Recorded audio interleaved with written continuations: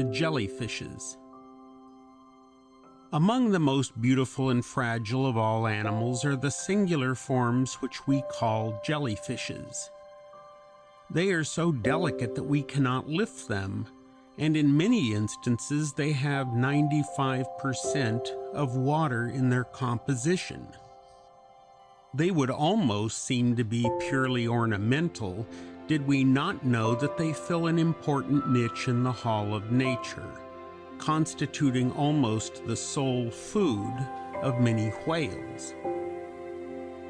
The jellyfishes are found in all waters, salt and even fresh.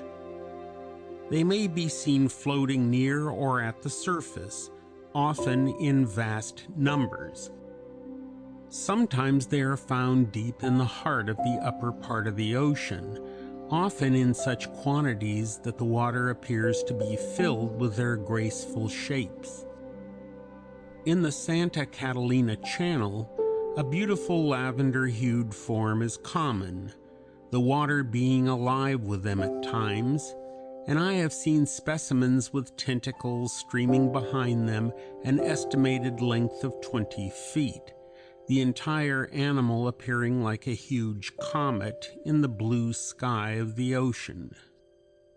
Mrs. Agassiz describes a jellyfish called Cyanea, which was 6 feet across its disc and which had tentacles over 100 feet in length. Specimens have been seen in East Indian waters which were much larger, having an estimated weight of several tons. An English naturalist describes one which stranded in India and gave out so vivid a light at night that the natives were afraid to approach it.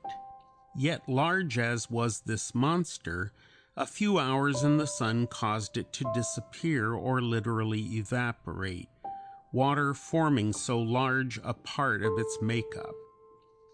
In appearance, the jellies resemble umbrellas, dinner plates, or inverted bowls from which depend streamers or tentacles of various kinds and shapes, often richly colored, especially the very minute forms. The mouth is in the center, the eyes are around the edge of the disc, while the huge tentacles, which can be lifted or lowered as fancy dictates, are so many fishing lines by which this jelly finds its food. I have often watched them floating near the surface, the delicate vermilion-tinted tentacles floating gracefully about and serving as so many tempting baits. Should a sardine or other small fish venture to attack this tempting lure, we can almost imagine it struck by an electric shock as it rolls over dead. The secret is very easily discovered.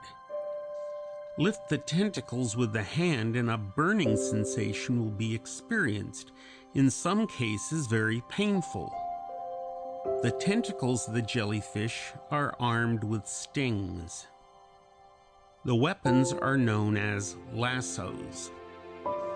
Under the microscope, the tentacles appear to be filled with little cells or oblong objects, which, when examined, are found to be capsules resembling long glass-like bodies in which is coiled a thread. This latter is a miniature javelin, and when the tentacle of a jellyfish is seized by a fish or an enemy, tens of thousands of these cells literally explode, and the javelin springs out like a jack-in-the-box and penetrates the intruder. With many jellyfishes, the effect of this bombardment is a stinging sensation. It paralyzes small fishes which, when benumbed, are lifted up by the tentacles and eaten. The jellies develop in various ways. In Figure 21, we see a common and very beautiful form resting on the rocks. Nearby are various little plant-like creatures, the young jellies, which undergo a remarkable series of changes in their growth from the egg to the adult form. Minute eggs are deposited in the autumn, which drop into the crevices of the rocks and soon change to pear-shaped objects which attach themselves to the bottom. Each little jelly pear divides after a while until it looks like a pile of platters, one upon the other. The upper one dies, and the rest break away, each becoming a separate jellyfish, which ultimately grows to be a giant. The story of the growth and development of these little jellies is one of the most marvelous pages in the history of nature. In some forms, the father and son are entirely different, and it is only the father and grandson that resemble each other. Not only this, the father is a seeming plant, while the son is a free-swimming jellyfish of great beauty. The seeming plant is, in reality, a hydroid community. The buds are immature jellyfishes, which finally break away and assume the typical jelly-like form, free swimmers bearing not the slightest resemblance to the parent. This jelly deposits eggs which attach themselves to the bottom and become not jellies, but the shrub-like form. Hence it is the parent and its grandchildren that bear a close resemblance to one another. No conception of the beauties of the jellyfish can be formed from pictures or from the stranded sunfishes found along the shore at low tide. In the water, they move along or swim by the slow pumping or rising and falling of the umbrella or disc, and are of all the colors of the rainbow. Some, like the dark lavender splash specimens, can be seen from a long distance, while others are almost invisible. In fact, are like glass or crystal and interpose no obstacle to other forms beyond. The sea is filled with them, their chaste shapes presenting one of the most beautiful spectacles to be observed in the ocean as they drift about. Some are merely great discs towing behind them enormous masses of pink fluted jelly, as in Figure 23. Others are simple flower-like forms. If these graceful forms are beautiful during the day, what shall we say of them at night when they blaze and glow with marvelous phosphorescent lights of yellow, green, and gold?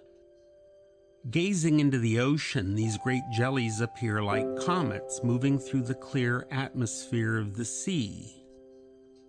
The cyanea is pale blue. One jelly, called Melacerta, emits a pale golden radiance, and Rhizostoma gives out a fixed steely blue light.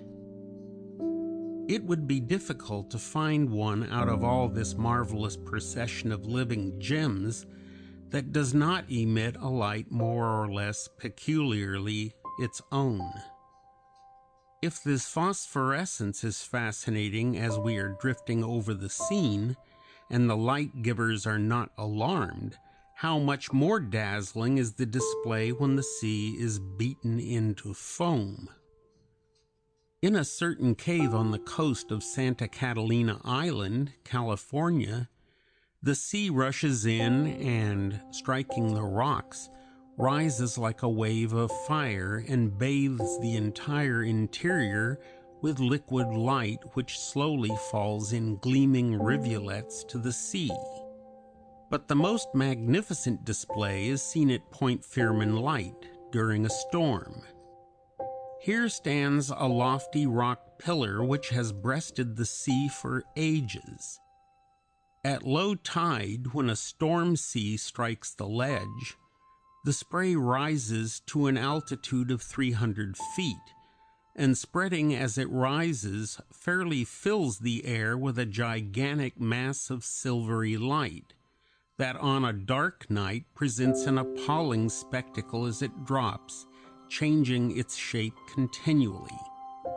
On such nights, the line of breakers changes into silvery flame, while the roar resembles a cannonade fairly shaking the earth.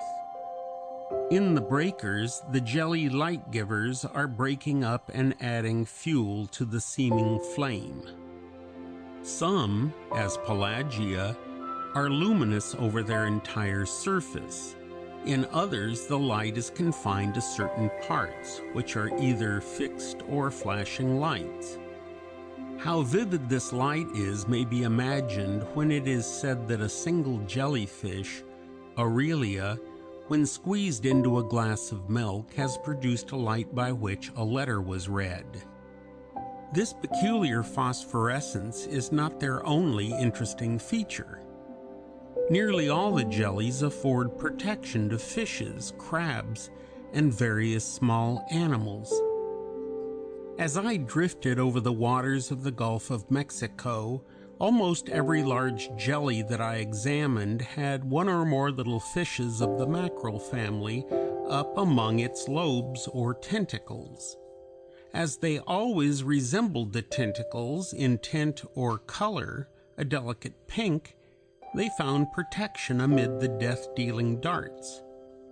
The most remarkable example of this strange companionship of dangerous jellies and delicate fishes is found in the Physalia, or Portuguese man-of-war, one of the most beautiful of all the animals that make up the group to which the jellyfishes belong.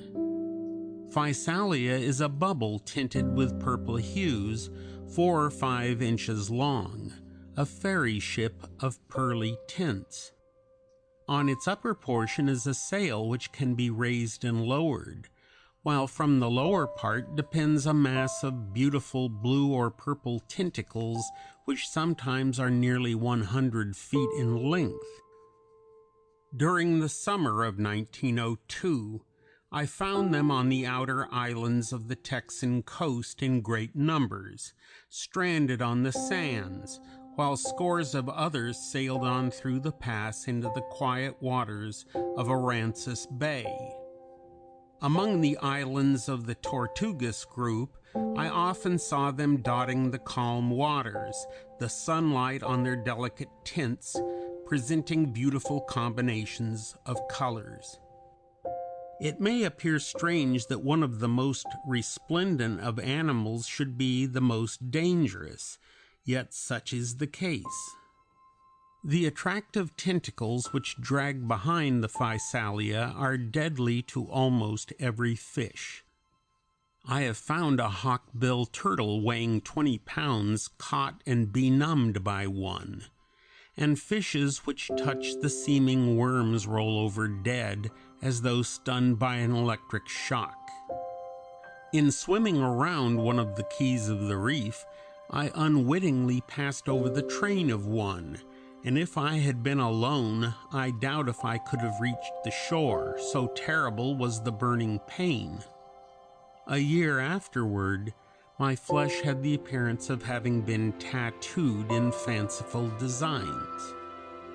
Yet despite the deadly nature of this maze of traps and lures, a little fish lives up among them, and what is more remarkable is the exact color of the tentacles, a rich blue.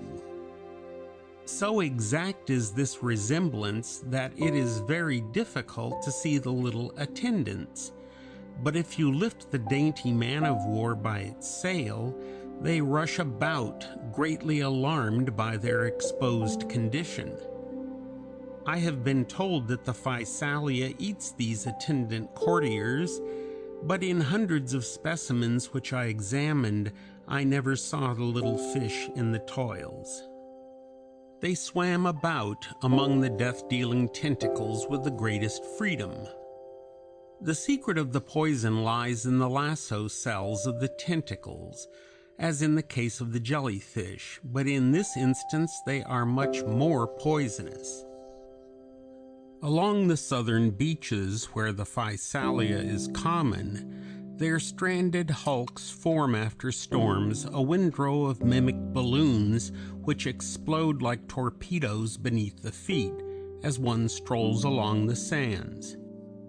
No branch of the animal kingdom contains more beautiful and radiant forms than that which includes the Portuguese man-of-war. They are the fairy crafts of the sea, graceful, seemingly formed of water in some instances, and nearly all so delicate that they usually drop to pieces when captured. I have kept all for a brief period of time in confinement, but few survived more than a few hours. In a tank at Santa Catalina Island, I had at one time, besides a Portuguese man-of-war, the delicate Velella, a raft of sheeny silver which floated on the surface, having a silvery sail beneath which hung short tentacles of a brilliant hue.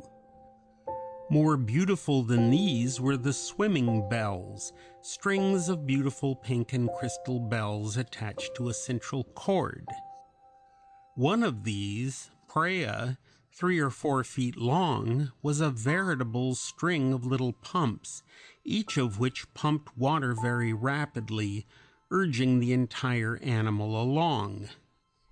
Each little cup seemed carved in glass and colored by some artist. So perfect were the tints, so delicate was the design. Many of these forms could be seen in the ocean only by fitful glances, so delicate were they. Most beautiful of all these prisoners in the tank was one called Physophora, or by the Italian fishermen, Boghetti. It had a central stem like the glass of a thermometer, the bulb being uppermost and filled with a gas that was almost exact in its resemblance to mercury. When the bulb was full, the animal floated at the surface. I have watched the animal force the gas down by repeated restrictions of the tube until it could descend beneath the surface with ease.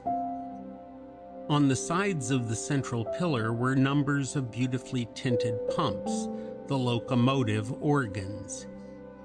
Underneath was a mass of lace-like tentacles, richly tinted purple and vermilion, so Physophora was one of the most gorgeous objects to be imagined. A unique feature of this animal was its rapid movements.